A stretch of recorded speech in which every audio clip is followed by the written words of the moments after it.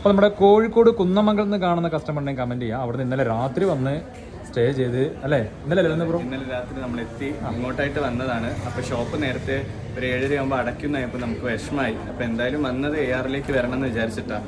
അപ്പോൾ എന്തായാലും ഇവിടെ സ്റ്റേ ചെയ്താലും വേണ്ടില്ല, നമ്മളിവിടെ വന്ന് ഇവിടുത്തെ കാര്യങ്ങളൊക്കെ എക്സ്പ്ലോർ ചെയ്തതിന് ശേഷം പോകും തീരുമാനിച്ചിട്ട് എത്തിയതാണ്. എന്തായാലും ഒത്തിരി സന്തോഷം.